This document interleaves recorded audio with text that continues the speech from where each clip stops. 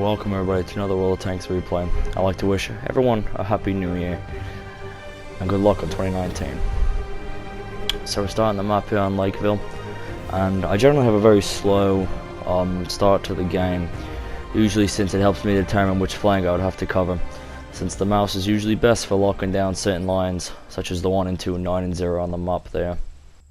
Another big part of playing such a massive tank as the mouse is trying to decide which tanks would be top priority target, such as T-100 LT and things like that there on the leaderboard.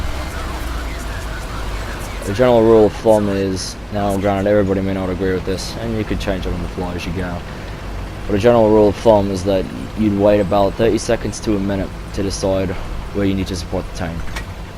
Generally, I don't like playing the 1-2 line on this map, because it's just very difficult to get such a massive piece of armor up there. And then on top of that, it's difficult to get support. So after watching the map and deciding that it's probably best to go and support the town, I head off that line. This definitely has to be one of my favorite tanks to play of all time, just due to not only the fact it is extremely well armored, but also because it's such a morale booster for the team. There's little things like that in the game that never really occurs to you that you'd have to think about. And since I'm playing such a massive piece of armor, I'm going to be the top of everybody's hit list. I also usually like to try and go as forward as I can whenever I'm crossing the lake to go into the town, because there have been countless games where I've been spotted out by going too close to the lake and then I get lit up easily. So right here I'm trying to get a cheeky shot on the AMX. Not looking good.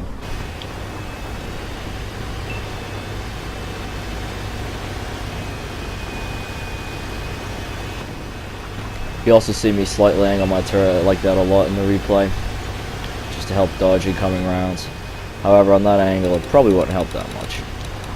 Usually whenever you're going towards the enemy, if you slightly angle it, greatly increase your chances of bouncing around compared to looking directly at them with the turret pointed. Since it's very, very easy to get penned by premium rounds with being able to go through the turret cheeks on this tank.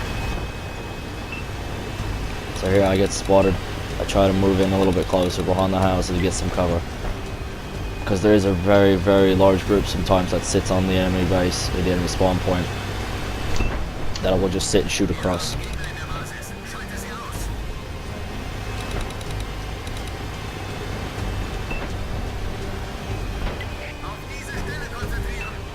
So I determined the M103 is probably the highest priority that has been spotted so far. I also see a T10 way out there. Give it a shot, why not? Get some free damage. However, I didn't hit, I only got a track. So in the next round in, I decide I'm going to take that M103. So here I also play very cautious because I don't know what package he's running. If he's running top package, he's quite a threat to me. So I realize he's not looking, bang, easy. Actually, ammo racked him, yeah. What a wonderful thing to do. So I help my team push in, get some few capture points. I also decide, since there's really no looming threat, probably going to try and get some more shots on the T10 out there. And I also see that there's a Conqueror, a Super Conqueror. And jumped in front of the round just in time to save his T10. Super Conqueror comes out, then I do not get a shot off due to the tortoise. Try and hit the T10 again. Shot falls low yet again, and I hit his track a second time.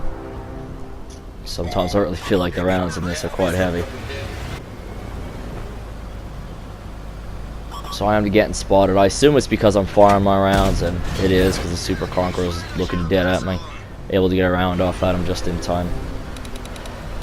The cover here is also extremely effective, since I'm only peeking out and it acts almost like a side scraping position. So this way I can get my shots off without really worrying that he'll be able to fire back. My round just barely doesn't make it through him. So at this point I realized the E-100 platoon from earlier is still in the game, and my guess is they played the 1-2 line, so I prepare for them to start flanking us. being on this bottom row of the town is also extremely useful for this tank, since there's so many little spots you can set up at. Just like right here, you use this rubber pile to cover your lower glacis. Now this right here got a little greedy, but it paid off luckily. You'll see me use this rubber pile here to set up a side scrape, so this way this E-100 won't be able to get around it. So however, he totally comes right out and rushes me. I'm able to turn around, fire back. So now I see, yes, the platoon is engaging me. Best strategy is you're going to go ahead and turn your turret, bounce that, bounces that one yet again, bounces a third one, take another shot at the E-100. Really just hanging in there, trying to hope the team will come back and support. So now I'm seeing there's an ISM, he bounces, likely because he has that horrible barrel on the D25T. So I decided, well, the E-100 is going to bounce yet again, so I might as well take the ISM for a shot out there. His other platoon member is just ignoring me now. He's prioritizing the other guys coming in. So it's like, which one do I shoot at? So I believe I go for the guy on the left since he's not looking. Get around in, kill him. E-100 here on the left, starting to have to choose, he's going to fight me, is he going to fight the rest of the team. ISM gets knocked out by the friendly Kronwagen. Bounces yet another shot. Didn't quite get my turret to spin fast enough to get the kill on him, but bounced plenty of damage from him. And now we're going to engage the final enemy tank. Looks like he's coming down this way. I go ahead and throw around in the middle of E-75.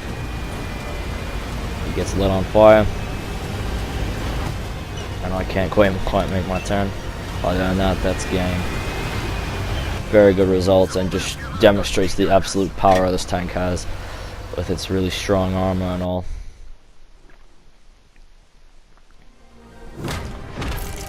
So I come out of there with 75,000 silver, almost 4,000 XP, almost 5k blocked, and 4,400 damage.